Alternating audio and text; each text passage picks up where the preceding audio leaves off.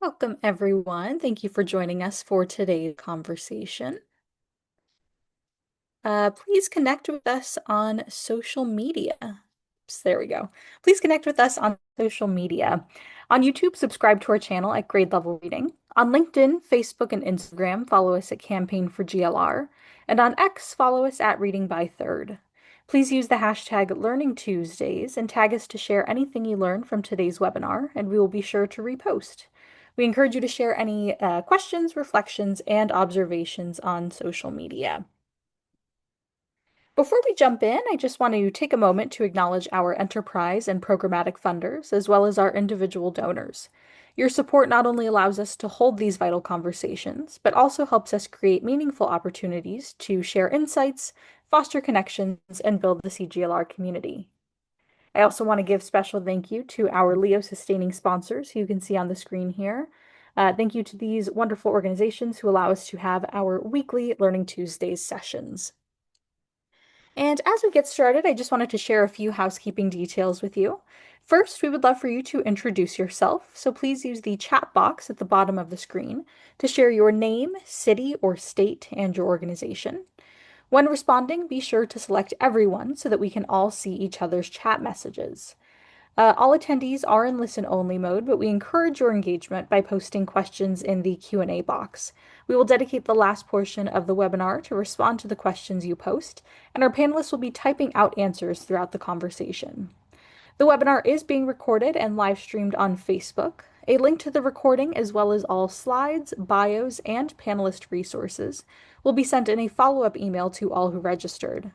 And lastly, we will be posting a brief on-screen poll during Q&A and highly encourage you to respond.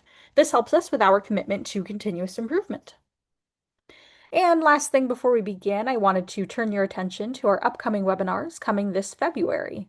Next week on February 3rd at 3 p.m., we hope you'll join us for an important session as part of our new series, Leveraging the Federal Education Tax Credit, Opportunities and Challenges. This series will continue the conversation we started in December under the Parents as Curator series, as we look into how states are responding to the federal education tax credit. The following week on February. On February 10th, we will have Designing for Connection, Powering Parents to Support Learning at Home and at School, where we will discuss how family engagement must move from a nice-to-have to a core district-wide strategy. And on the 17th, we have Beating the Odds, Community Bright Spots, where smart implementation drives student success. So all of those great registration links and more information will be posted in the chat box now, and we hope that you can join us. And joining you now is Emily Samos with the Campaign for Grade Level Reading. Thank you and enjoy.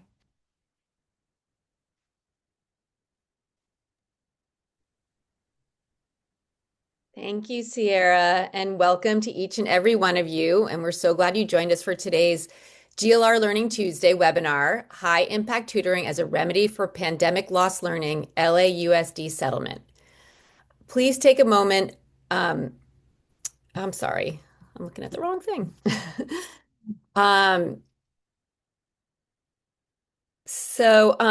you likely know by now, CGLR has put a stake in the ground when it comes to tutoring in our work to amplify and understand what we have called big bets, which are those interventions that have emerged as strategies to recover and accelerate learning that we know have the potential to make more than incremental amounts of change. We use the term big bets to reflect the smart investments that were made by states and districts over the past 5 years with the federally funded ESSER dollars designated for emergency relief and education. The big bets we have explored include technology-enhanced teaching and learning, engaging parents as partners, focused coaching and professional development for teachers, summer and out of school time learning, and a few others. And chief among them has been tutoring. And we have devoted over 20 DLR Learning Tuesdays to high impact and high dosage tutoring, exploring how to strengthen and expand it, and examining the impact it has had on child outcomes. Just last week, we had an excellent book talk with Liz Cohen of 50 Can about her new book, The Future of Tutoring Lessons from 10,000 School District Tutoring Initiatives, in which she examines all of those investments made using ESSER dollars and other sources over the past 5 years, what has been learned about implementation, and what we need to do to ensure these newly established programs can continue to make an impact on students' learning. So last fall, when we saw all the news and the articles in Education Week, the 74, and other publications about a lawsuit involving the Los Angeles Unified School District that led to a settlement that would lead to 100,000 students receiving high dosage tutoring, we became very intrigued and knew we had to learn more about this and provide an opportunity for our network to learn about it too. CGLR finds this case so revealing because it centers around the leadership and action of parents. Since our founding, we have worked to ensure that parents are engaged as essential partners in their children's education, and we view them as a core component of our mission to disrupt intergenerational poverty and improve early school success for children growing up in economically challenged families. Today, we will learn about the California Constitution and its specific and unique protections for public school students. We will also gain an understanding of how local families who were extremely concerned about their children's schooling and learning during the pandemic and felt that they had no way to express their concerns or seek the actions they saw as needed, leverage those constitutional protections to express their concerns through a lawsuit in order to have their voices heard. We will learn about the nuts and bolts of the case and the settlement that has a school district planning to deliver high dosage tutoring, as well as evidence-based teacher training, family outreach, mid-year assessments, and more. We did invite colleagues from the district to join the conversation today, but they were unfortunately unavailable. Instead, we have assembled a stellar group of LA area parent advocates, tutoring experts, and LAUSD partners to speculate on the implementation of the big bet interventions in the settlement and discuss how local partners are ready to work in tandem with the district to support this process and ensure students are receiving the important services that are named in the settlement. And we are very lucky to bring back our good colleague who is a longtime parent engagement leader, Tracy Potts, who serves as the advisory board chair to Learning Heroes in her spare time from her primary role leading the Public Policy Center, the Eisenhower Institute at Gettysburg College. She's also a former NBC reporter and served on the board of the National PTA. And now I am pleased to welcome our guests today in alphabetical order. And please note that full bios have already been linked in the chat, so I'll just make very brief introductions. Edward, or Ned Hillebrand, is a litigation partner with the Los Angeles office of Kirkland and Ellis LLP, who has an active pro bono practice where he has worked on asylum, housing, and public education cases, helping Kirkland earn several pro bono Firm of the Year awards. Sam Olivieri is Chief Executive Officer of Step Up Tutoring and brings more than a decade of experience in leadership roles expanding access to opportunity through education across the pre-K to career continuum. Walt Rodriguez is Vice President of Organizing Los Angeles for Innovate Public Schools. He's been recognized for innovation and forward-thinking approach and excels in translating visionary ideas into successful execution. Adrian Sandoval serves as Vice President of Policy and Advocacy at GPSN. In his work with GPSN, Adrian oversees the Collective Action Initiative and ensures GPSN brings a diverse group of Los Angeles stakeholders together to engage in public education advocacy. Michelle Vilches is Chief Executive Officer of Innovate Public Schools, and before taking the helm at Innovate in 2021, she was Executive Director of the Peninsula Conflict Resolution Center for more than a decade. So reminder, throughout the session, please put your questions that you want the panelists to respond to into the Q&A box, not the chat, but the Q&A box, because it helps us keep it organized. And we will channel those questions to our guests throughout the discussion and have time at the end to go through those. So Tracy, now I am super excited to turn it over to you to get our conversation going. All right, Emily, thank you so much. And thank you everyone for joining us today. It looks like we have a great and large group of people, educators and others who are interested in this conversation, as am I. I'm really excited to talk about this panel and just want to make a few brief framing comments to sort of set the stage for this conversation and tell you a little bit about who we are and who I am and why I'm here. So, as Emily briefly mentioned, I wear several different hats and have worn several different hats related to this. Currently as an educator on the higher ed level, previously as a journalist who covered many of these issues as the pandemic was unfolding in those early days, and we were trying to figure out, what is distance learning and what is virtual learning and who was affected by all of this. As a longtime education advocate, on the local, state, and national levels. I am on the East Coast now. If any of you are, then you are probably in snow and ice with me right now. I'm very jealous of many of our panelists who are on the West Coast right now. But I spent much of my time helping to elevate voices of families in education long before the pandemic really shone a light on a lot of issues that we were well aware of.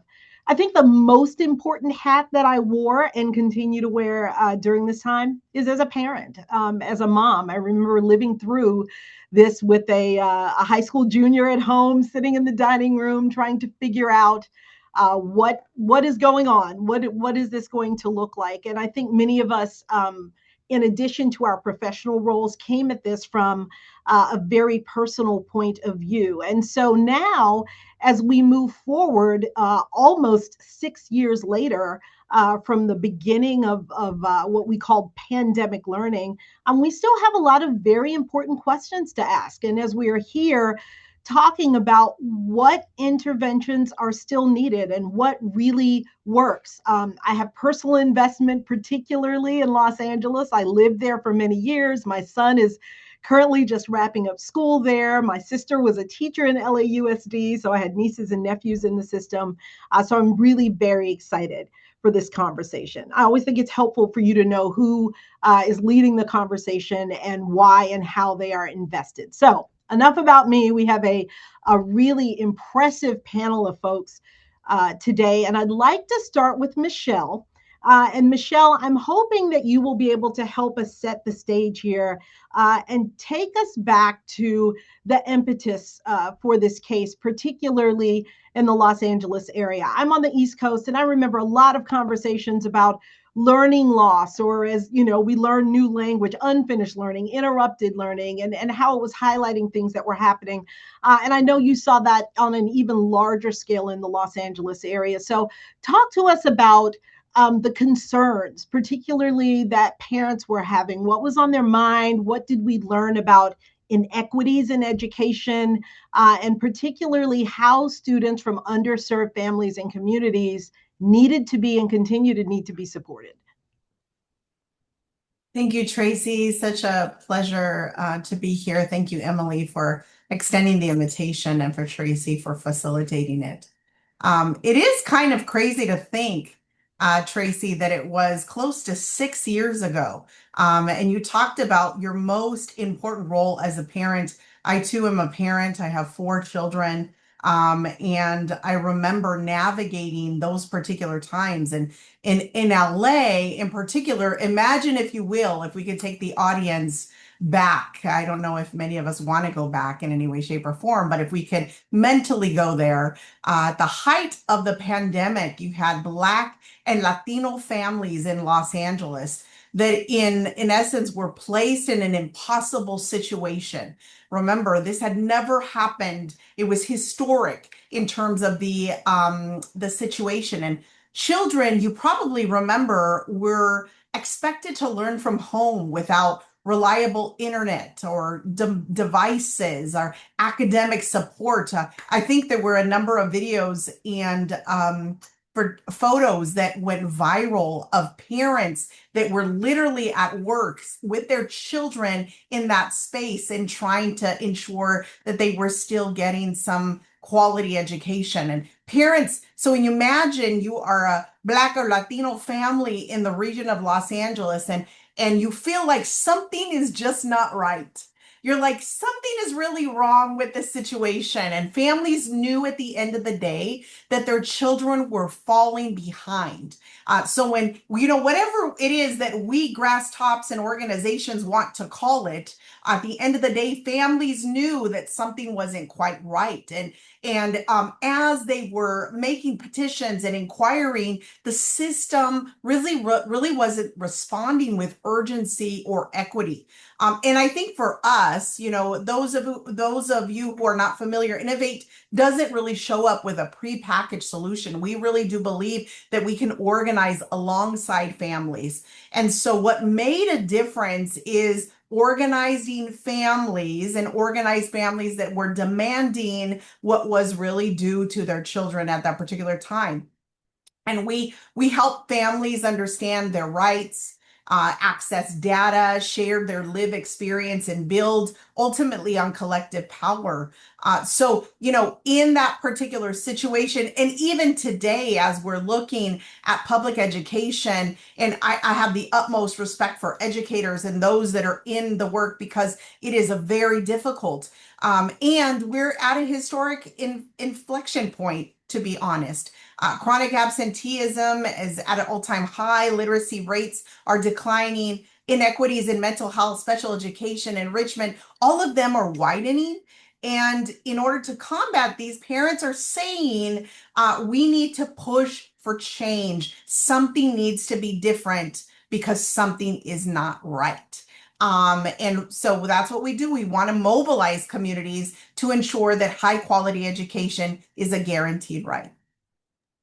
Michelle, that is so important. And I'm glad that you brought it out and framed it in that way, because in my experience, a lot of my hands-on experience was as a parent advocate. And a lot of times it was going into schools, going into communities, right, where parents were not comfortable, maybe for various reasons, coming into the school environment and taking people by the hand. And first of all, helping them to understand that you belong in this process. You're a very important part of this process. And here's how we can help you be confident voicing your concerns and advocating for your children. But a big part of that, of course, is helping them, be comfortable in that environment, but also understanding what to ask for. A lot of the work that we've done, for example, at Learning Heroes, has highlighted the fact that families, and I say families because sometimes it's parents and sometimes it's another responsible adult for children, don't always know what to ask. They don't know the resources that are out there. They don't know the language and the lingo and all of the alphabet soup that we use in the educational system. Have you found there in Los Angeles that just those initial steps of inviting people in and empowering people to speak is kind of the beginning of the hurdle? Yes? That's absolutely true. I mean, I think that there is a misconception that families, and we also say families, we say leaders, is that there needs to be an overwhelming amount of capacity building or opportunity. The truth is, families are ready to lead in solutions, in creating opportunities to win, in organizing and establishing their power in creating systems change. And what we really say is that families are leading the fight across California, not only in Los Angeles, but across California and across the United States. We're seeing it time and time again. And this particular situation and other victories that we've been able to see, we really see them under four major areas, Tracy. The first is that hands down, and what is at the center of it is that parents want to continue to build their power. There is an organizing principle that power recognizes power. So the essence is that the systems that we're working within, parents want to be at the table, and they want to act collectively. We also believe that there is more opportunities to train leaders and to continue to apply pressure where it's needed. This is good agitation. This is where we collectively come together and we identify solutions, and we have conversations of, just like the conversation that we're having today, cross-sector coalitions that are aligning towards particular shared goals and looking for that policy policy change that is centered in lived experience and not abstract ideas, but concrete solutions that we're working together. This particular settlement that we're talking about today, my colleagues are going to discuss further, really represents multiple dimensions of what we identify as a high quality education. And we talked about this in terms of a guaranteed right. So whether it's early literacy or equitable resources or whole child supports, which I know that many of our attendees care deeply about, this type of win doesn't really actually happen overnight, and it shouldn't be isolated. It's you talked about it, Tracy, in terms of it's a long road that of working together and creating solutions together, not blaming each other, but coming to the table. I like to say coming to the table curious, not furious. And this idea that we could really be in it to win it together. So that's why we're so excited. That's why we continue to partner with, Campaign for Grade Level Reading and others to share the lessons that we've learned. And really, we do believe that we exist to build durable infrastructure for parent-led change nationwide. And so families are ready to lead, policy makers and districts are ready to look for solutions collaboratively. Right now, it is a real big challenge as everybody is exploring budget reconciliation. How do we make that happen? Parents have ideas. Parents have ideas that are strong. And who's best to know but those who are closest to the challenges? You as a parent, me as a parent, we know what believes, and we believe what works, and we see it as parent power building, organizing, and systems change. So that's, pretty simple for us. That's so important, Michelle, for people to understand, because parents get budgets, right? A budget is a demonstration of what your priorities are. And sometimes we think, oh, parents aren't going to understand. It's so complicated. I spend a lot of time with my local school board digging into capital budgets, operating budgets, determining priorities with them, testifying. Parents get this stuff, and parents can be empowered to advocate. And many of the things that you were talking about are not only things that people like you and I think, but there's data behind it. Emily mentioned my work with Learning Heroes. One of the things that we have found in research over 10 years is that when parents are informed about grades, for example, which is what a lot of our research has been, they will act on behalf of their children when they really understand that. We've got a couple of minutes, and then you mentioned your colleagues, and I do want to get to Ned in particular to dig into the nuts and bolts of this LAUSD case. But as we do that, walk us into that with one of the things that you mentioned, the LAUSD area, the LA area, the LAUSD school district in particular, I think, saw the impacts of this because there is such a diversity there, and there is such a large population of Black and brown families. Talk to me a little bit about what that looks like in LA and how that really sort of laid the foundation for what we're going to talk about in a couple of minutes with Ned, which is this case. Tracy, I can absolutely do that. I also, Walt Rodriguez, who is on the call as well, he is our vice president over the LA region. He can speak even in greater detail about the populations, the parent leaders that we're working with. But it is extremely diverse. So you're talking about where we really emphasize our organizing is in the Southeast Los Angeles region, in West Lake Pico Union, Echo Park. You're thinking about, and certainly Black leaders, Black student achievement. We really do focus across the LAUSD district to magnify Black parent voice. That is really critical for us, and it's one of our pillars in thinking about this work. But it is very distinct and very different. We were just actually on a call a couple of days ago with community partners in LA talking about the increase of even Russian immigrants and immigrants that are speaking a variety of different languages. And when we think about Latino families, and we primarily think about Spanish as their primary language. What we're finding out in Los Angeles in particular, Tracy, is that there is a growing number of population that is indigenous speakers. So that is also adds another layer of diversity. But I will tell you one thing. So regardless of where they are, parents call home, at what schools that they are assigned to, the one thing that we have felt in common throughout our work in Los Angeles is that parents will be the first ones to tell you there is something wrong here. There is Absolutely. something not right. And that is common thread, regardless of black or brown or what region or district that they call home. That's one. And secondly, is that they're always ready to partner across divisions to be able to find suitable solutions for their children. So, again, just such a pleasure to be here, Tracy. Thank you for shedding light to this really critical conversation, and I'm excited to be a part of it. So thank you so much, Tracy. Thank you so much. So let's bring Ned into the conversation. You mentioned him earlier. Ned, we're so glad that you're here as one of the lead attorneys in the case. It's always good to have an attorney here to kind of explain the nuts and bolts of things. So we've been talking with Michelle about what was going on, the impetus from the parents and the families. Walk us through the details of this case, including, the California Constitution and the protections that are provided for public school students, and then really the ins and outs of this case. So who are the parties, the argument, what was the initial settlement, the factual allegations, and the nut here, as we like to say, sort of the nut graph we say in journalism. What is in this settlement? What does it require going forward?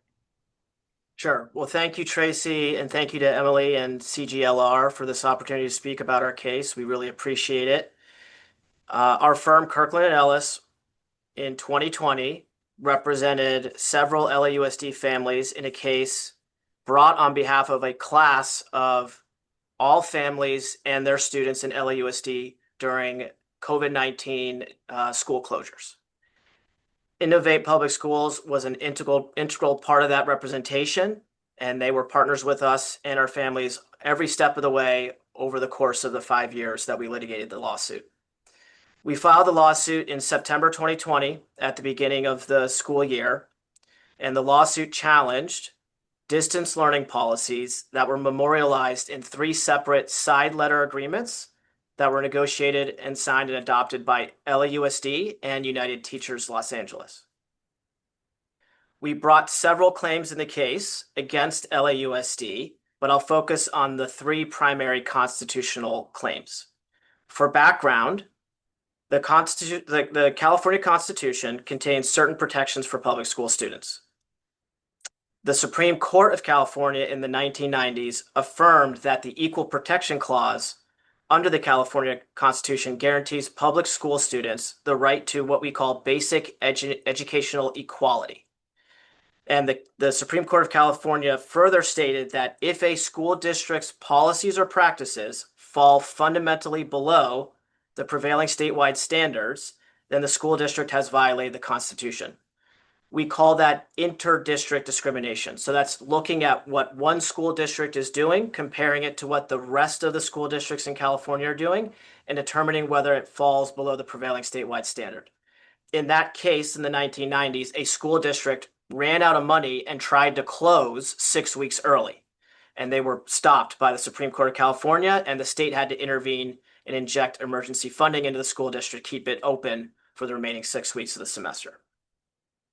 In subsequent Court of Appeal decisions, it was found that school district policies and practices that discriminate against students on the basis of race or wealth also violate the Equal Protection Clause of the California Constitution.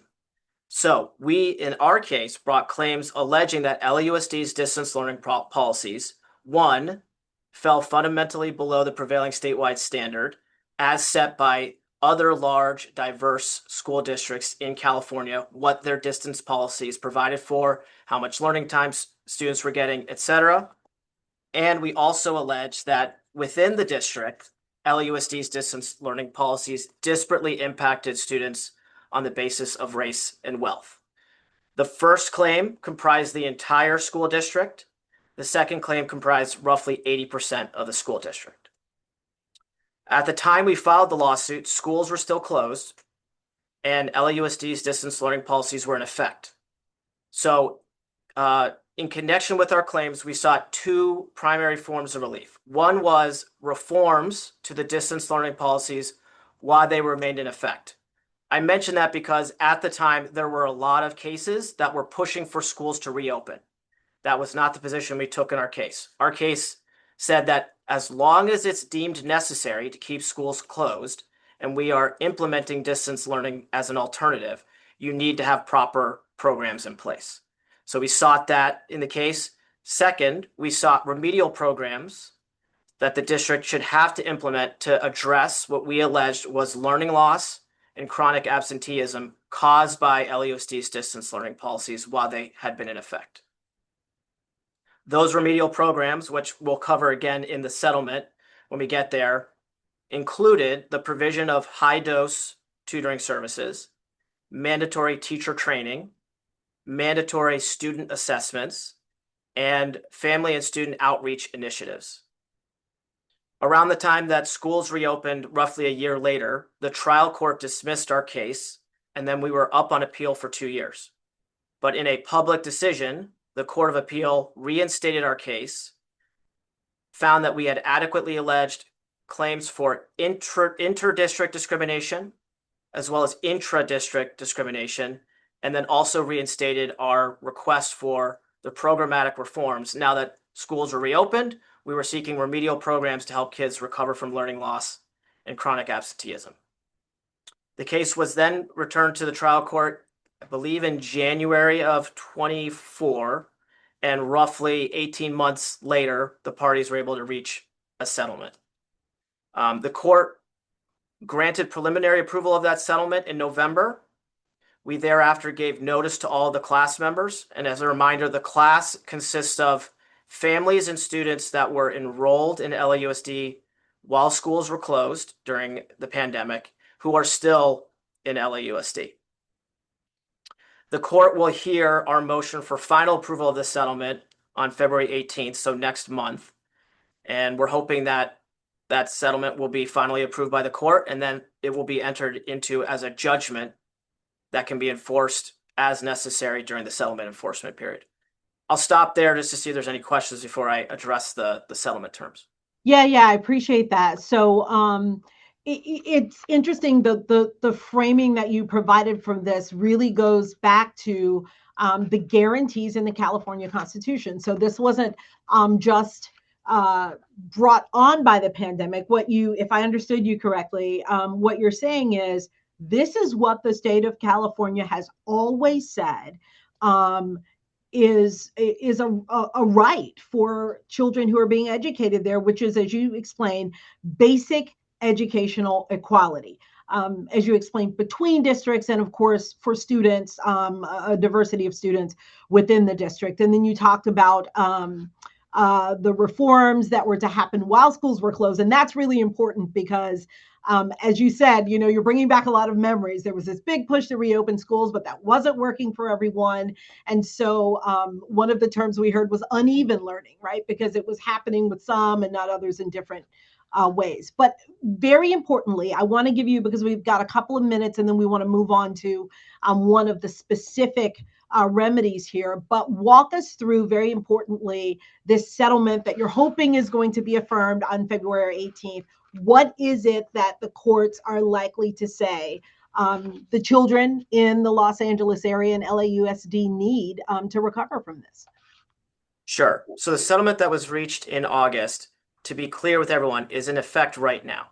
So the district, per that settlement, has to implement certain programmatic reforms and is doing so, subject to the court's ultimate approval of the settlement. The settlement, importantly, because I know that there's a lot of discussion going on right now about potential shortfalls in funding as the emergency relief funding from COVID is starting to dissipate. Our settlement is not tied to any specific funding source. So these obligations exist regardless of what funding the district is receiving or not receiving. The settlement is comprised of 24 proactive measures. And again, as I mentioned, we're hoping that the court will approve those on February 18th. Of the 24 proactive measures, they fall into 4 key categories. The first is academic supports, and among that is going to be high dose tutoring, which I'll circle back to. There's also provisions in there for mandatory assessments. This is to ensure that assessments are administered by the district to track student performance as an alternative measure from grading within classes. There's mandatory teacher training requirements built into the settlement. And throughout the settlement, there are specific reporting requirements, and the district is required to revisit what it's doing on a periodic basis to determine what's working, what's not working, and what do we need to do differently going forward to have the greatest impact on students and their families. So I'll circle back to the high dose tutoring among the academic supports. Just at a high level, the academic supports in the settlement, they cover after school programs, summer school programs, interventionist programs for Tier 2 and Tier 3 students under the district's own MTSS program. So those are students who are in most need of academic support. And then probably the highlight of the settlement is the high dose tutoring. So the district over the next 3 school years has guaranteed a minimum of 45 hours per school year to, based on eligibility criteria, what we estimate to be well over 100,000 students in the district. Wow. And the tutoring is defined as high dose tutoring, which means extra learning time in a small group of 3 to 5 students or one-on-one with a trained tutor at least 3 times a week, usually lasting 30 minutes each session. And what we were trying to do there is capture what we understand are the general definitions of what is the most effective tutoring, which is it's structured into the student's school week, it's consistent, it's frequent, and it's tied to curriculum, and it's in a small enough group that there's really a lot of attention paid to that student and how they're performing. Thank you, Ned. You walked right into what I'd like to have a conversation with Sam Oliveri about. Sam, let's bring you in because you are our tutoring expert in this conversation. You've done this and you've seen the impact and you've seen how it works. So our audience has just heard from Ned about the research, the evidence, the settlement, and tutoring being one. You mentioned that there were 4 categories and 24 different parts of that. But tutoring, and not just any kind of tutoring, right? But high dose tutoring being a very specific part of this. So Sam, I'm wondering if you can come in and talk to us from your perspective a little bit about what that looks like. High dosage tutoring, how is it effective and how can it address these concerns of parents that Michelle told us about earlier? Thank you, Tracy. And certainly Ned began to describe a little bit more about what we mean by high dosage or high impact tutoring. I see many of my friends from the tutoring and parent empowerment space here. And so this is not news to many of you. But when you look at the research basis around what's effective tutoring, we know not all tutoring is created equal. And it's a lot of those things that Ned just mentioned. So the first one is consistent, regular, it's sufficient, what we call dosage. So it's got to be something that's part of students' regular schedule, built in and consistent. You generally aim for 90 minutes per week as a minimum goal. I often kind of think of this like exercise. If I have a membership at a gym, I'm probably not going to get as much benefit as I would if I was enrolled in a regular class where somebody was expecting me to show up. And so that's really, really important, the consistency and the regularity. The second thing is about the structure itself. So in a small group, generally, the smaller, the better. Our program actually does one-on-one tutoring, but the point is to make it an environment where the tutors can really get to know the students, and they can really personalize or differentiate the instruction appropriately for each individual student. And then the final thing is about the tutoring quality. So it's important that what students are doing in tutoring is aligned to their core classroom curriculum, and that the tutors are well supported to deliver that support, that instruction. Ultimately what you want in tutoring is to be able to meet students really where they are, fill in any gaps, but also hold rigor and provide that scaffolding so every student can help get up to grade level mastery. And so that's really what you want to be able to do, is differentiate and bring up to grade level mastery. And we've also seen that a lot of different type of people can be effective tutors. And wide variety of profiles, paraprofessionals, college students, volunteers, even parents. There's been research showing that a wide range of profiles can be effective as tutors if they have the right training and the right support. So those are some of the three things: consistency, the structure, and the tutoring quality that are super critical to see when you're evaluating high impact tutoring. The good news is that I think there's a lot of alignment between what the research says and what parents want in terms of tutoring. Yeah. As a parent, I think really the golden ticket is if your child is working with a tutor that they love and they want to go to. I can say this as a parent myself. And somebody that will, really address their needs, but also see and help students see themselves as successful. So really be pouring into each student, and that as part of their regular experience of working as a tutor.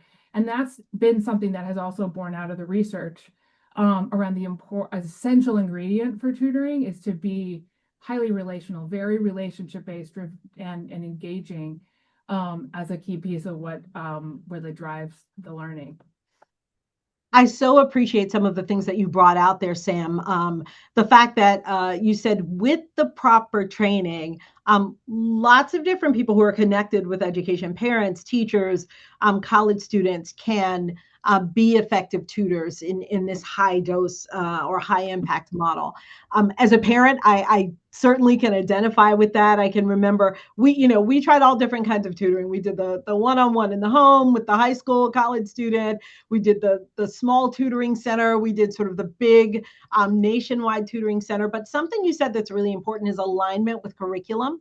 Have certainly been a parent where that was not the case. And I saw how that was not effective. It ended up being a burden on my child. It ended up feeling like an additional class for my, second or third grader who was really struggling to keep up in their own class. So appreciate that. So importantly here in the 3 minutes or so that we have left for this part of the conversation, you have worked with LAUSD. Your tutors have worked within LAUSD. So paint us a picture. Talk to us about what that looks like in the district that we're talking about here. When is this tutoring happening? How are you coordinating with teachers for that alignment? How do you make it successful? So it's really interesting because this settlement is in high alignment with a major priority of the district, especially over the last 3 years, which has been to expand access to high impact, high dosage tutoring to as many students as possible. And at Step Up Tutoring, we have been a partner of the district in pursuing this shared goal. We are only one partner. The district has many different partners that they're working with in order to expand this type of tutoring and high dosage tutoring and personalized support, both in math and literacy across elementary, middle, and high school students. So just wanted to paint the picture that, we are one partner, but there are many folks that have been working with the district in pursuit of this shared goal.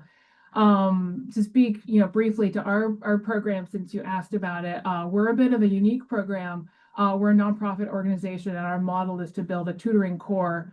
College students, many of whom are interested in future careers in teaching or looking for service work.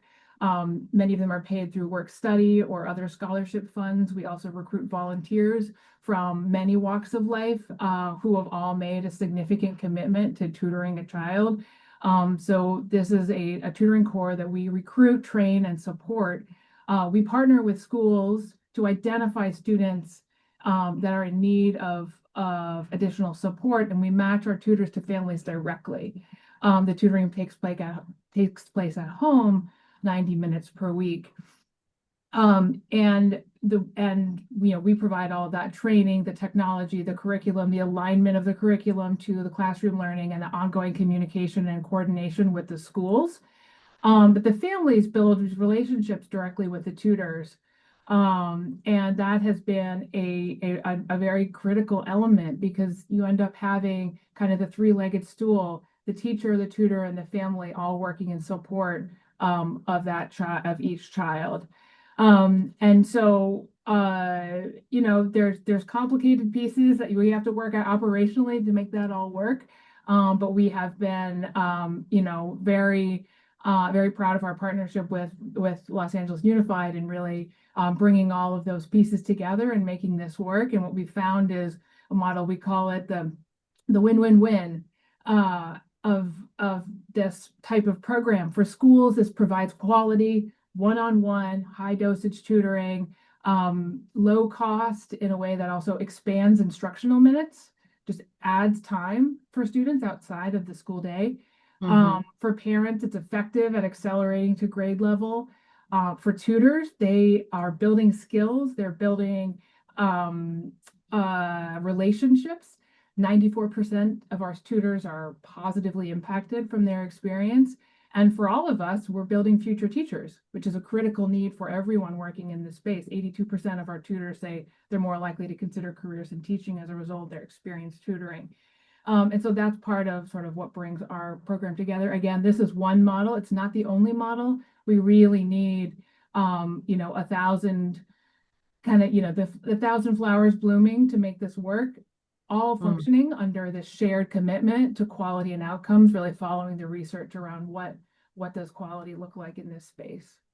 Yeah, with 100,000 students needing this, we definitely need a lot of partners involved. Appreciate the points that you brought up about the importance of this being relational, about it being low cost. We're going to stand by. We're going to bring everybody back into conversation later and talk about that, because the funding mechanisms going forward, I think, is going to be a key point. And then also empowering parents, as I said earlier, to be part of that process. As I used to say in working with teachers all the time, like, you assign the work and teach them in class, and the tutors support that.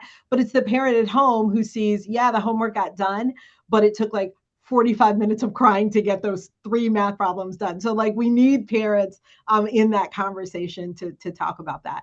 Thank you so much, Sam, for bringing that perspective in. So let's bring Walt into the conversation.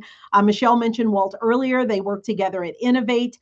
You work specifically with families in Los Angeles. And we know now that LAUSD has not only agreed to provide, but as Ned said, has started providing these supports as part of the settlement. We're starting to see what effective tutoring looks like, but it's not just teachers and students and tutors. This is really more of a community that needs to be involved to make this happen. So I'd love to ask Walt, how are you rallying and educating LA parents to ensure that they know to ask for and how to support these benefits for their children? Thank you, Tracy, and thank you, Emily and GLR, for giving me the opportunity to come and speak with you all. So there are 3 constituencies after the district that are important in this fight, or important in this movement. One are the parents, the providers that are actually doing the work, and philanthropy. These are the 3 constituencies and the people that we organize and have to build with in order to deliver this win to the kids that need it most, to the students that need it most. And so the way that we do that is by using an organizing model. Our organizing model is to build durable parent or caregiver leadership. We start by having one-on-ones with parents to understand their concerns, to understand their pain points as it relates to the education that the children are getting. And so when we hear those pain points and we hear those issues that they're impacted by, then we come together as a group, a parent leadership team, to then mobilize and organize in their respective local communities. I'm talking about Southeast LA. Our organizer, Olga Gonzalez, has a tremendous parent leadership team there, and she's also rebuilding our organizing efforts in the Westlake Pico Union. And so The way that we galvanize, organize is by starting with the one-on-ones. After we do one-on-ones, we create these parent leadership teams that then move into what's called research meetings with elected officials, with school board members, where they are coming, as Michelle said earlier, not furious, but curious. And they understand that as they're being trained by us, by our team, we are organizing a movement, not a moment. This is what Michelle loves to tell us. We're organizing a movement, not a moment. And as such, we're going to make sure that the skills, the information, the knowledge that parents have, they can take on and continue to move on. And so we have a tremendous team in LA. I'm thinking about Stephanie. Stephanie Villamid Sar Montero, who supports our teams whenever it comes to policy research, when it comes to preparing for those research meetings to ask the questions that are going to get at the solutions of the problems. She's critical there. And so her and Joanna French, our VP of Policy and Strategies, all come to support. And so the providers is the second constituency. So when we think about when we're providing this win and as services being provided to these students, having high impact tutoring providers is critical to that success. And lastly, I would say philanthropy. We cannot do this work without the support of philanthropy, because that is what helps support both the on the ground organizing work that Olga Gonzalez is doing, both in CELA and Westlake Pico Union, but also the policy support that Stephanie is supporting our parent caregivers, parent leaders, caregivers with. And so some of those are constituencies and stakeholders that are critical to this fight. I appreciate the movement, not a moment, and that really speaks to the longevity of this, right? This isn't a one and done kind of thing. We can see now we're 6 years out, and we're still talking about the impact, the long-term impact of something that happened initially 6 years ago. So you talked about the parents, the providers, and philanthropy. I'm going to add another P for you: the politicians, particularly at the local level. So I'm in Washington. We talk about all the big issues, and that's important. But the people who are working at the local level, right? Your mayor, your city council person, your county council member. How important is it that these people understand what's happening, what's available? Again, we'll get back around to this, but how to fund it. I was just talking to one of our school board members the other day, who is now interested in being on the county council, because while the schools determine and the school board says this is what we need, it's the council that has to fund it. A lot of tax dollars are going to that. What is Innovate doing to help educate even local politicians and leaders about this? Absolutely. Thank you for that question, Tracy. I think the first thing that we're doing is we're going out to each of the city council meetings in Southeast LA and these smaller municipalities and just informing them about the lawsuit and about the benefits that now students in their district actually have access to. And so a lot of times when I go and I do my 2-minute public comment presentation, people are welcoming. They're like, great, fantastic. We're looking for these resources. We didn't know that this resource was available to us. They want to connect with us and like, well, what does this mean? And how do I get this to my students? Who do I talk to? Do I talk to the principals? Do I talking to the teachers? Am I talking to the counselors? Who am I speaking with to actually bring this to my district and make sure that my constituents are benefiting from that? And I'm talking about organization. I'm speaking a lot about Southeast LA in council meetings like Huntington Park, Maywood, Vernon and Maywood. These are just a few of the places that we're doing these public comments, but we also want to go back to these meetings and actually do a full presentation about how their kids can benefit, how their students can benefit in the district, and also once we have the information from the district, because they're also critical partners in this, obviously, that how can the kids get access to the tutoring services. That's great. Elected officials, particularly at the local level, have so many different things on their plates, right? They're getting constituent calls, public services. Education is important. And so it's really important to have people like you and your colleagues to make sure they are up to date and to educate them on important issues like this. All right, Adnan, you've been very patient, and I am very excited to bring you into this conversation. In your role with GPSN, so you all have been working closely with LAUSD. You're also in the role of parent advocacy, but you've been working very closely with the district, and you actually have been doing surveys and have some empirical evidence of how some of these parts of the settlement, how things like high dosage tutoring are actually working even beyond the lawsuit and the settlement. Tell us a little bit about that work. Yeah, so we've conducted polls and we have research, both to uplift the perspective of families in LA, but also to provide insight on important issues facing the district. And as such, one of the polls that one of the reports that we published in 2022 was actually called The State of Recovery. And the focus there was to start a public conversation on the impacts of a year without in-person instruction, and to call on the district to develop a comprehensive plan for recovery.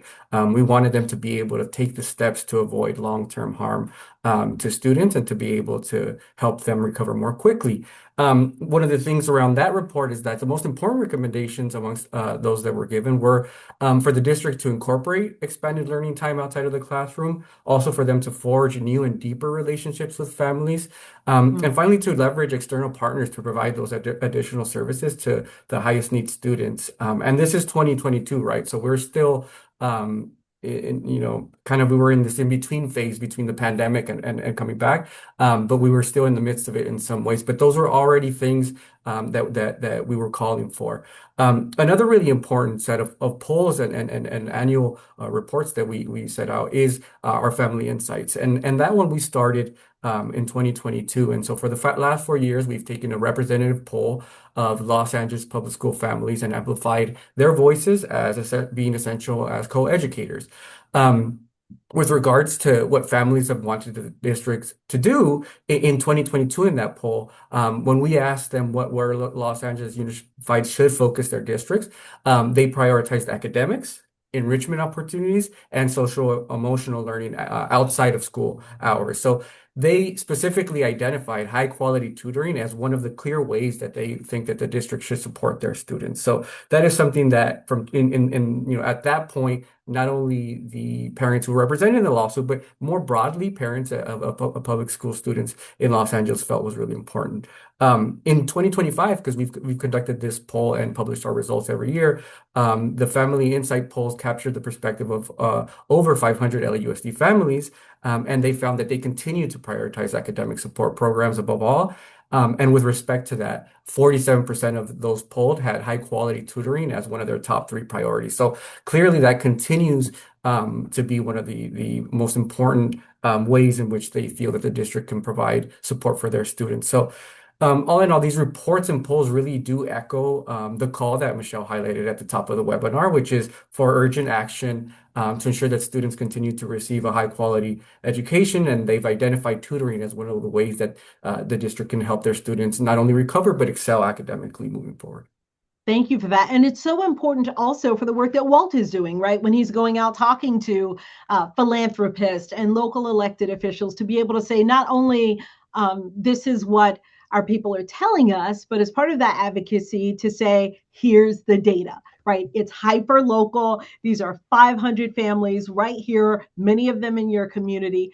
Data matters, right? It drives data informed decisions. And as you said, it's really another way to advocate and elevate family voice. So thank you for that. So I want to go back to LAUSD's role here. Unfortunately, because of where we are in the action and in the lawsuit and the settlement, not quite at the finish line yet, we weren't able to understandably get someone here from LAUSD, but you have worked with them.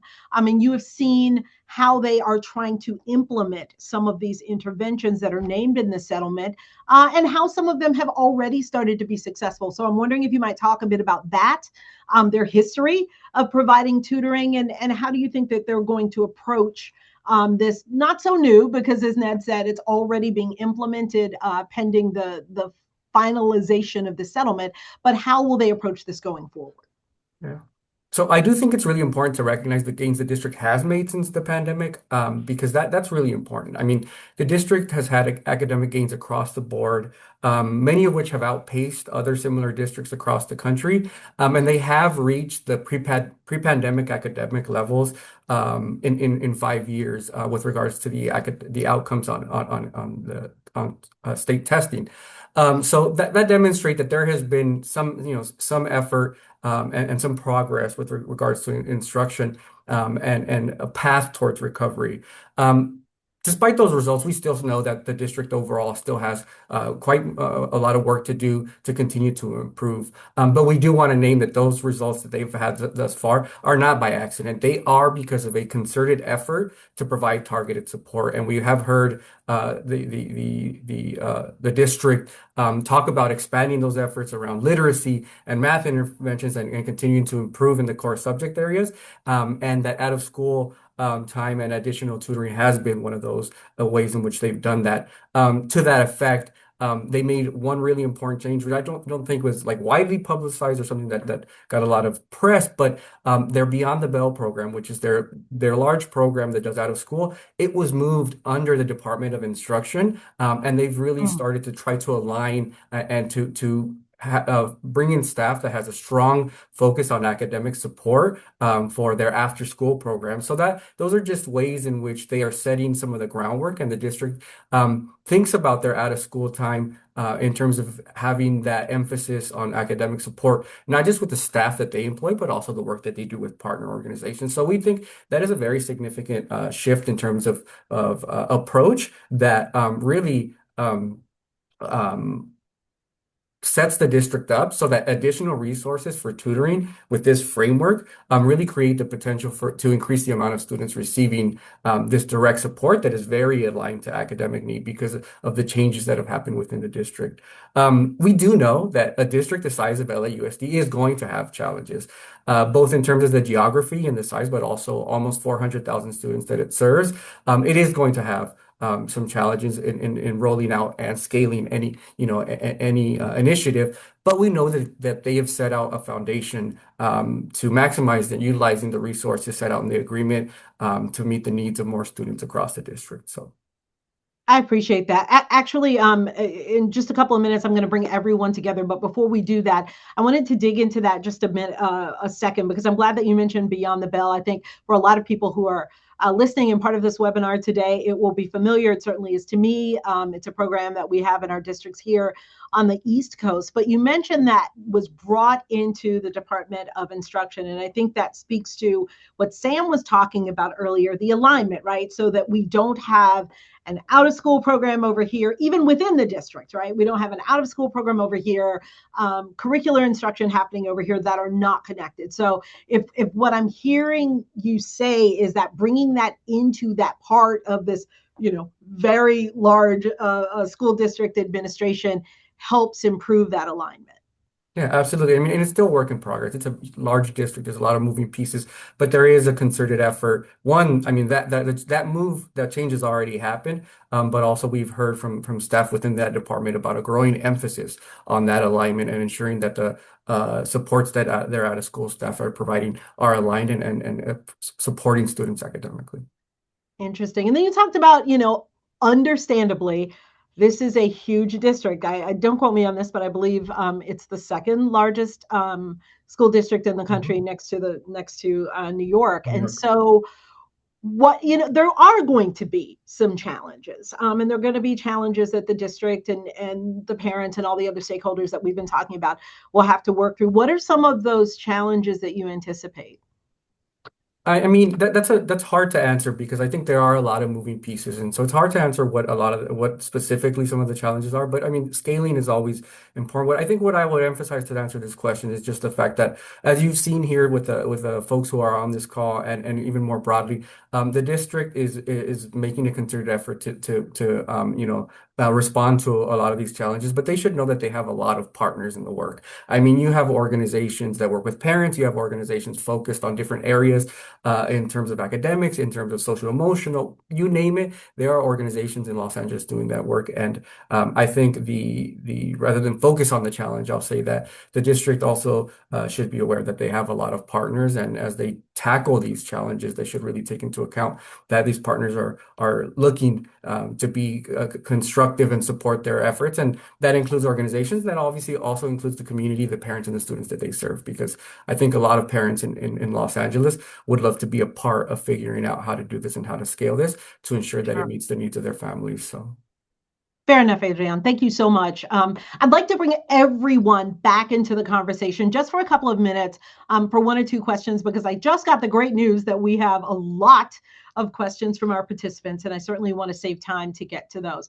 But for anyone on our panel, just hop in here. One of the things that I'd like to know is, as we look at tutoring, as we look at that and other big bet strategies, as Emily talked about earlier, what should our participants who are in other districts outside of LA take away from this conversation, take away from what we're seeing happen in LAUSD right now? What are some of the strategies that you think they should be focusing on, and how should they look at this in their home districts? For anyone. Tracy, I can share. I can start off the conversation. I appreciate the question so much. One thing that we have acknowledged, we organize throughout California, but outside of California, we help to build a capacity of communities and educators and others to really understand how to tap into the power of parents in this. So we understand the conditions that led to this particular settlement exist in other districts across the county, across the country, forgive me. So especially as we're looking at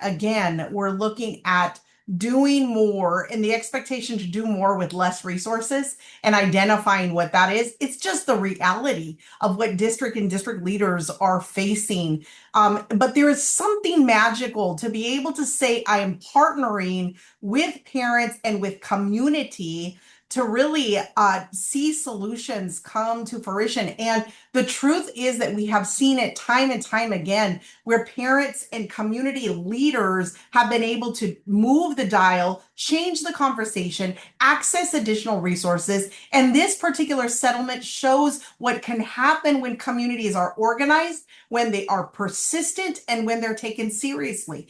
And so this is one avenue on how to go about this. But if you're asking the question, what should district prioritize? I think in these times that we have right now, where resources are limited and challenges continue to exist, thinking creatively on how do I tap the resource of parent power, and how can I create a format in which we can create solutions together. So that would just be my take on it. Yeah, that makes sense. Tapping into that parent power wherever you are is so important. Anyone else thoughts on takeaways for some of our folks who are here and wondering, wow, this is a big thing that they're doing in Los Angeles, but what can I learn about where I am, and what can my takeaways be?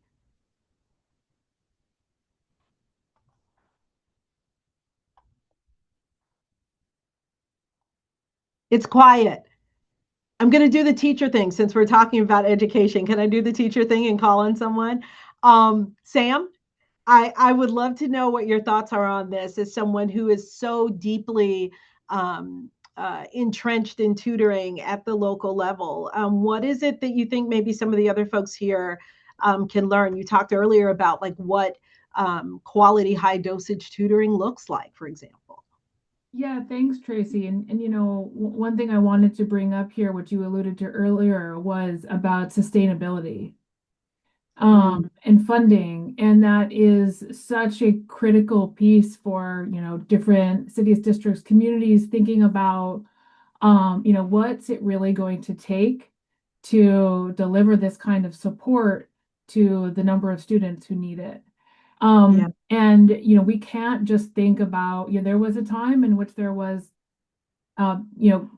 pandemic recovery dollars that were flowing. Many of them were earmarked, allocated directly to tutoring. There was, a lot of work trying to roll out tutoring quickly to a lot of different students. And that funding is gone. Now people are looking at what are other mechanisms? How do we fund this work over the long haul? We're looking at other um, federal, state, local funds, and I think that's a critical piece. But um, we also can think about where are there existing mechanisms and existing funding streams that could just be better leveraged. So one example that's relevant to our organization is federal work study. There's $1 billion spent annually that goes to college students as part of their financial aid package to work different jobs, whether it's on-campus jobs or community, working in the community. Um, and that's money that's already spent. 7% of those dollars are required to go to community service jobs. So there's a requirement within higher ed institutions to earmark part of those funds to go directly to support community service roles. The largest category that is utilized is tutoring specifically for elementary, particularly elementary and elementary and middle school students and in literacy and math. And so this is an opportunity that we have to better leverage those dollars. We partner with over 40 universities, institutions, colleges, community colleges across the country to recruit college students who are paid through their work study job. And this is one mechanism. There's others, but this is one mechanism where we can think of where are there existing funding streams that could be leveraged in order to pay for this over time. And so I think that's just something that, I would encourage other, cities, districts, and communities to think about. Where are there ways to align with other funding streams or organizations where this doesn't have to be a net new expense, and we can, be able to recruit a sufficient workforce, human capital pool in order to provide, match these, right fit, mission driven, really, well motivated people to great tutoring jobs where they can be supported to deliver this with quality. Sam, that is such a really important point. I'm glad you brought it up because I did promise a couple of times, I think, to come back around to that very important funding point that, all of this is great, but somebody's got to pay for it, right? We're not talking about a large volunteer force here. There's volunteer time, there's teacher time, there's organization time, there are materials that are needed for high dosage tutoring. And so funding is very important. You talked about sustainable funding like federal work study that's already out there. I hadn't actually thought about that. So I'm glad that you brought that up. Community foundations. I know that in our area, we work with some of those and they are sometimes looking for local impactful things to support when it comes to education. Businesses. You talked earlier about the variety of people who can be trained as tutors. Sometimes the big box stores in our community, I'm not doing any commercials here, so I won't name them, but there are large businesses in our community that have philanthropic arms that want to support locally and will provide people. And if some of them can be trained, that could be an option as sort of an in-kind way to boost tutoring in your area. So thank you for bringing that up. I am actually going to call in my colleague, Emily Samos, because she is telling me that we have a lot of your questions, and that is why you came. So you've heard from all of our participants at this point. Emily, hop in and share some of those questions, and hopefully we can get that part of the conversation started. I'm going to start by saying a big thanks to Ned because he's already been typing in some responses to the questions, but I think they're really good for a conversation. So I just wanted to ask, Patty asked a question about evaluation. I'm wondering if any of you have any insights on the plan or if this was even written into the settlement. I'm not sure. The plan to assess and evaluate how effective these new, interventions resulting from this suit, if there's any, do you know anything about the plan for that? evaluation of the interventions. Yeah, this is Ned. We do have reporting requirements and transparency requirements built into the tutoring component of the settlement. So there are requirements for the district to coordinate with the tutoring providers to understand what's working and what's not working. There's also requirements for the district to communicate to parents and to make resources available for parents to help them better understand what tutoring services their kids are receiving, how effective that's been, what their kids need to focus on outside of tutoring, etc.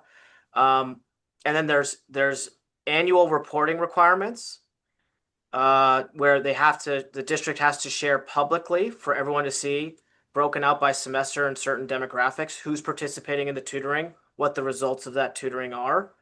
And I think probably what you're talking about most is prong 8, which is conduct an annual evaluation each of the next 3 school years, beginning with this school year, regarding the effectiveness of high dose tutoring and interventionist programs by examining and comparing data from both groups and analyzing other student outcome variables such as attendance, iReady, and other assessment scores. There's a couple others listed here. The above evaluation should analyze and show statistically significant differences between pre and post assessment data and an analysis of what factors improve success, including the length of time of participating in tutoring programs, length of time participating in interventionist programs, training, general qualifications of the tutor interventionist, and the subject at issue in the tutoring, English, math, etc. A part of these evaluations may include parent and/or student satisfaction surveys. Evaluations will be publicly available, consistent with federal and state confidentiality laws, which means they can't disclose the individual student's name. Just going through this. I think that's it. Does that Yeah, answer the thank you. question? So Yes, thank you. I mean, I think the question is about like and my response to Patty was like NAEP is the big teller of like whether or not schools are making gains since in recovery and in learning acceleration. But then depending on what intervention is being implemented. So are you looking at tutoring? Are you looking at summer learning? Are you looking at, the tiered level interventions in the classroom? Depending on what you're looking at, there's different assessments for the different interventions that will tell you how effective they are. And the Campaign for Grade Level Reading is planning to do a series of sessions throughout 2026 that is going to look at implementation of the big bets. So we will have more on sort of like how we know that these are working. So a great question from our good colleague, Yoli Flores. So tell us, I mean, I think this is a really good question. Like, what was different about what was going on in LA versus other school districts in California or close by school districts in California? Like, what made it sort of like worse for LA? And then also a little bit more about why the district made the decisions they made in terms of the interventions that were listed, if there was any relation, any connection to what the union wanted.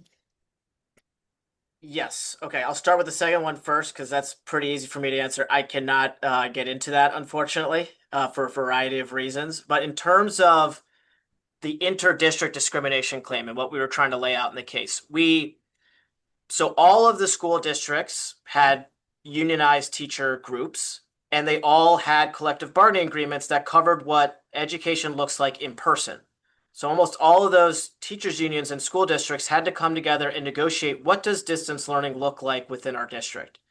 And almost all of them had calendars, schedules for each of the learning days. So we could actually add up how much instructional time was laid out in each schedule for all the different school districts. And SB 98, the distance learning statute that was passed in July 2020, had certain minimum instructional minute requirements based on grade level, but it didn't specify how you reach those minutes. And what we found and what we alleged in the case with empirical support was that LAUSD was providing less live instructional minutes to students during distance learning than the other school districts were, and that they were relying more heavily on asynchronous learning time to meet those minimum instructional minute requirements under SB 98. And asynchronous is very broadly defined, but effectively can be work on your own time, right? So you're not in a Zoom with a teacher, you're not getting direct interaction with the teacher, etc. We laid it out in our case, and again, I have to qualify all of this with The settlement does not admit any wrongdoing by LAUSD or UTLA, so these are all just allegations that we made in the case.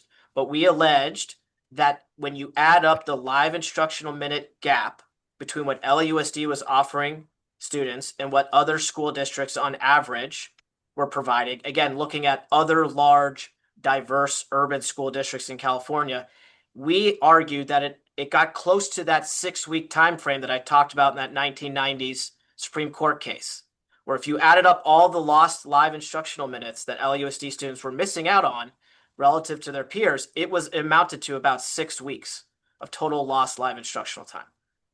But that again Wow. was as alleged in our case. So hopefully that answers the question, but happy to give more information if helpful. Ned, that's so interesting. That's like a really big math problem, right? Yeah, exactly. Oh yeah.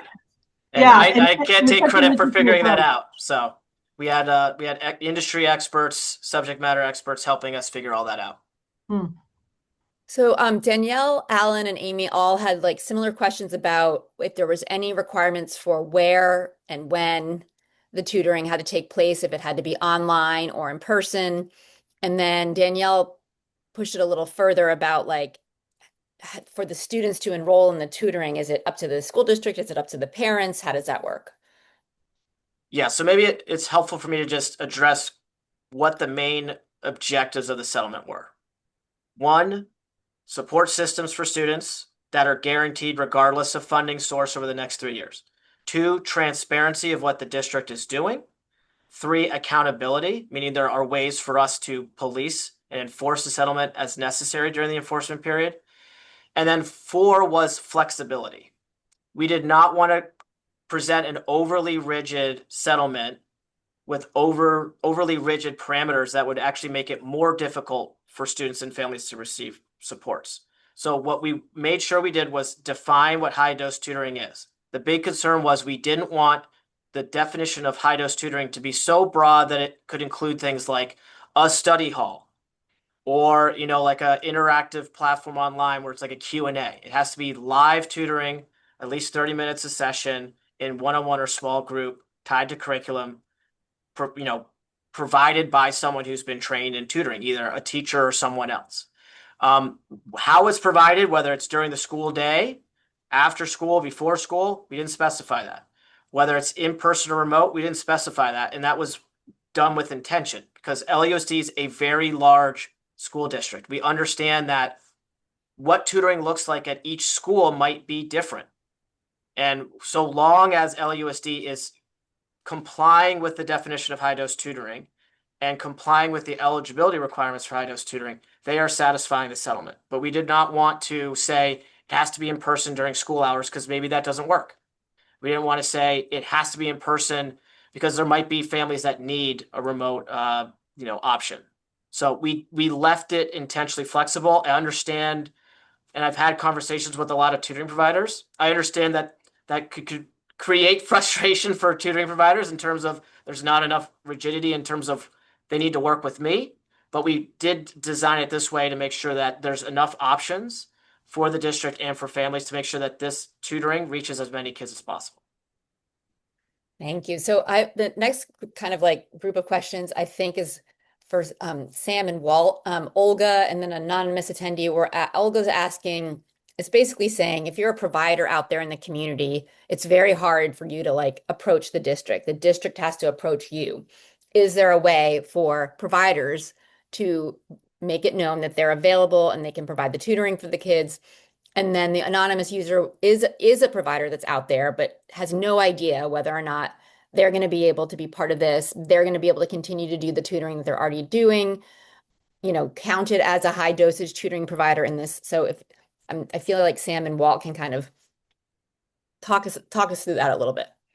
Sam, why don't you tell us what your experience is in terms of like how you got connected to the school district and what you know about your colleagues out there, about how they're approaching the school, if they're approaching the school district, how they make it known that they've got the services that are needed. Yeah, absolutely. I mean, to sort of restate what I said earlier is that there is not only one, program model, partnership model, type of program. There's quite a diversity. Step Up is an organization that's been a partner of the district since 2020. We have sort of a unique partnership. We're a no-fee partner to the district, and we partner directly through schools. So that's how we work is we have relationships with school site principals, staff at individual school sites, and work with them to identify and match their students in need with tutors through our tutoring core. We also work with folks in DOI and tutoring services to facilitate that enrollment. But there's been evolution over the years as the district over the last several years about different efforts to enroll students directly through schools through the parent portal. There's an opportunity for any student for parents to log in through what they call the parent portal and sign up for tutoring services directly. So there have actually been, quite a lot of efforts that we've done in partnership with tutoring services within DOI, with Beyond the Bell, and with individual schools to just get the word out there to more families and more students about what is available to them. And it's a big district, as was said earlier. So there's a lot of people, and there's a lot of work to can it kind of help build that awareness.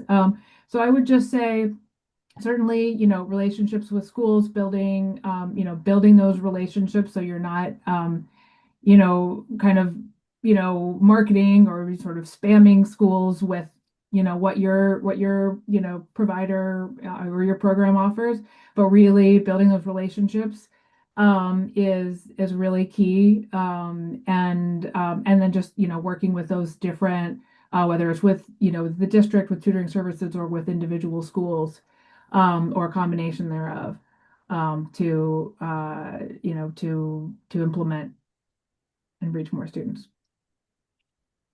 Well, any ideas? I mean, given your organizing in Los Angeles and your connection to providers, like how they can make sure that it's known that they have what the district needs.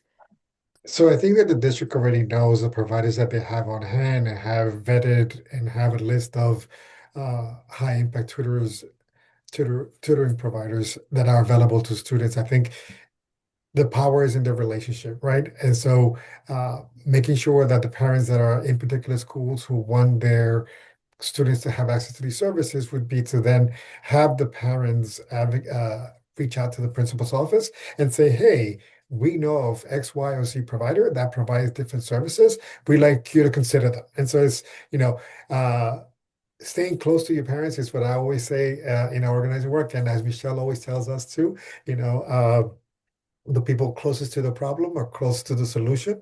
And so parents know what's best for their kids, and principals are going to also feel like they know what's best for their schools. And so making sure that we're in relationship with that those two people are in relationship with one another as they're advocating for different services to be brought to their schools. Because it is a very decentralized way of the district is not going to tell the principals these are the providers that you have to use. And so I don't think we would want that anyway. And so here's an opportunity to like create win-win opportunities, provider, parent, and the principal. Emily, I know we have just a couple of minutes left, but can I hop in really Of course. quickly? Yep. Yep. And maybe Walt can address this, or maybe Ned. We talked earlier about eligibility, right? So strictly based on the lawsuit and the settlement, there are going to be a certain group of students within LAUSD that are eligible for these specific types of supports, if I heard you correctly, Ned. But are you expecting or anticipating that this is going to have a larger overall impact on the district in terms of raising educational quality, right? That it's not going to be just these 100,000 students who benefit, but maybe a larger group of students in LAUSD? And just before you answer that, we did post our feedback poll. So please, everybody, if you saw that while you're still listening, please quickly fill out our feedback poll. But go ahead with an answer to Tracy's question. Sorry, I was on mute. Is it okay for me to share a document? Yes, please. So what I'll do right now, so this is what we're calling our tutoring eligibility matrix. Is that Ooh. big enough for folks to see? Yeah, and if you want to send that to us, we can post it as a resource too. Yes. So this is in the settlement agreement, which is on the LAUSD Learning Settlement website, but I'll give this to Emily so you can circulate it to folks as well. But basically the way it works, and this is laid out on the page above here, if you check two of these boxes, you're eligible for tutoring. So you have certain demographic eligibility criteria. If you check any of these, you check this box. And then you go up here, and if you're deficient in one or more subjects, either math or language arts, and it's determined by a couple different categories: teacher recommendation, your grades in class, and then also assessment scores. That all determines whether you're eligible. So if you're a student who is below proficiency level for your grade in math and English, then you're eligible. If you are proficient in one of those subjects, but then also fit into one of these demographics below, then you're also eligible for the settlement. How that over 100,000 number was determined was based on information provided by the district. The hope is that, how do I explain this? Okay, so the settlement only covers kids that were in LAUSD during distance learning. So each year that goes by, that's a graduation class. We don't get to pick up a new class on the front end. So over time, over the next 3 years, the settlement class will get smaller just by natural graduation, or what's the other word? But folks leaving the district by those rates. Then the hope is that the tutoring is actually working, and that there are less kids that are below proficiency levels in one or more subjects. So the hope is that over time, the pool actually does decrease, but for good reasons. How that will fit into the district's broader plans, I certainly, I'm a visitor to this space, and I appreciate that we as lawyers, we think we're experts in everything. We are not. I've learned so much about the public education space and how there's so many different interests and stakeholders involved that all have a different view, ultimately of the same objective, which is how do we help the most kids and how do we help them reach their ultimate potential. I certainly hope that this settlement and the framework laid out in it leads to kids having more academic supports and more success over time, but that's all purely aspirational. And part of the reason why we are doing webinars like this is to raise awareness of the settlement, to make people know about it so that they can relay feedback to us about how it's going, and for our families to understand that these benefits are there for them to take advantage of. Because the worst case scenario for us is that we go through all this work to have the settlement implemented, and then people are not taking advantage of it. And it doesn't have the ultimate effect that we're hoping it has. So I'm hoping that answered Yeah. the question somewhat, but also turn it over to Walt for his thoughts. Well, we are at time. I feel like people are Okay. dropping off anyway. Thank you so Sorry. much. I know you guys are in Sorry, California, Walt. like super early in California, but thank you all so much. This was such a rich conversation. Tracy, you are just the most brilliant moderator. Ned, Walt, Sam, Michelle, Adrian, thank you for your ideas and for sharing resources that you've posted in the chat. We'll make sure those go out to everybody, and we encourage everybody to join us again. We won't take any more time to share the upcoming sessions, but my colleague Sarah just posted what's coming up in the chat. So thank you, everybody, and have a wonderful evening. Please do join us again for another GLR Learning Tuesday soon. Thank you. Thank you.